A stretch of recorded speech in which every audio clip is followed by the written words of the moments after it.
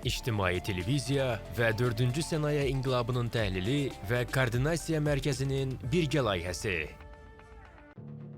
İndi süni intellekt enerji şəbəkələrinin idarə olunması, itkilərin azaldılması və bərpa olunan mənbələrin inteqrasiyası üçün əvəzolunmaz bir vasitədir.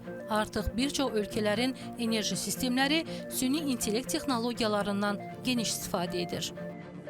Enerji tələbatı dəqiqələr və saniyələr üzrə dəyişir müxtəlif səbəblərdən və bu tələbata uyğun enerjinin təmin olunması elektrik şəbəkələri operatorları qarşısında vacib duran məsələlərdəndir və bunun həlli üçün süni intellekt çox rahat həllər təklif edir. Enerji şəbəkəsi operatoru bu tələbatı asanlıqla ödəməyə qadir olub.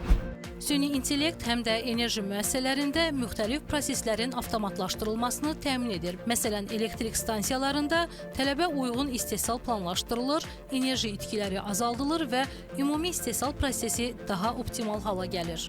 Ən çox tətbiq olunan süni intellekt həlləri enerji istehsalındadır. Məsələn, elektrik stansiyalarında bu enerjinin istehsalının yenə tələbə uyğun proqnozlaşdırılması, izafi enerji istehsalının qarşısının alınması üçün süni intellekt mühüm həllər verir. Öncədən proqnoz verməklə hər saat üzrə istehsalın nə qədər təşkil olunmasını müəyyən edir və bu da imkan verir ki, izafi enerji istehsalı, yəni israf ediləcək enerji istehsalı olmasın və məhz tələbə uyğun enerji istehsalı təmin edilsin.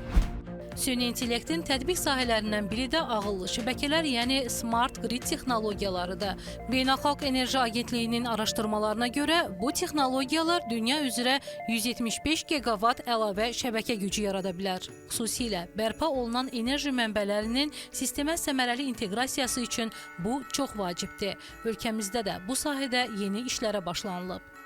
Azərişıq enerji paylanması şəbəkəsində bu işlər artıq başlanılıb, müəyyən işlər görülür və ağıllı idarəetmə həlləri üzərində müəyyən işlər aparılır. Smart sayğacların qoyulması artıq bir addım. Smart sayğaclar proqram vasitəsilə hər bir istifadəçi öz istehlakını görə bilir. Əvvəl belə bir şey yox idi. Məsələn, artıq telefonumuzda biz həmin o application yüklənməklə, proqramı yüklənməklə aylıq, illik istehlakımız, həmçinin hansı saatlarda nə qədər istehsal etmişik, bunu görə bilir. Bu artıq böyük bir həldir. Mən düşünürəm ki, ona uyğun insanlar öz istehlakını qənaət edə bilərlər. Süni intellekt təkcə istehlakı deyil, avadanlıqların texniki vəziyyətini də izləyir.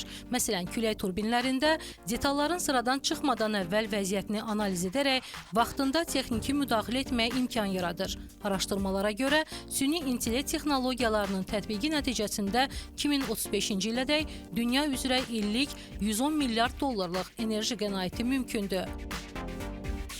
Azərbaycanda süni intellektin enerji sahəsində tətbiqini sürətləndirmək üçün İqtisadiyyat Nazirliyi tabeliyindəki 4-cü sənaye inqilabının təhlili və koordinasiya mərkəzi Dünya İqtisadi Forumu ilə birgə enerjidə süni intellekt layihəsini reallaşdırıb. Azərbaycanda 20 üzəri enerji sahəsində çalışan şirkətdən ekspertləri ilə birə-bir müsahibələr həyata keçirildi və mövcud çağırışlar öyrənildi. Layihənin ikinci mərhələsində biz bu çağırışlara uyğun olaraq dünya təcrübəsindən 40 süni intellekt həlli araşdırıldı və bir hesabat formalaşdırıldı. Layihənin son mərhələsində bu 40 həll arasından bir süni intellekt həlli seçildi. Hansı ki, bu süni intellekt həlli Azərbaycanda enerji istehlakının optimallaşdırılmasını təmin edəcək. Dünya təcrübəsinə nəzər yetirsək, bu həlli tətbiq edən New Yorkda bir ofis binası illik 170 min dollar civarında bir enerji xərcinə qənaət edib və biz 2025-ci ilin sonuna qədər Azərbaycanda da bir neçə qurumda bu həlli pilot olaraq tətbiq etməyə nəzərdə tuturuq.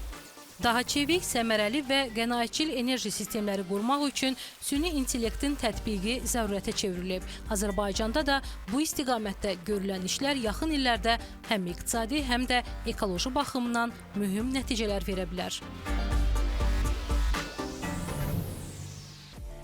İctimai televiziya və 4-cü sənaye inqilabının təhlili və koordinasiya mərkəzinin birgə layihəsi.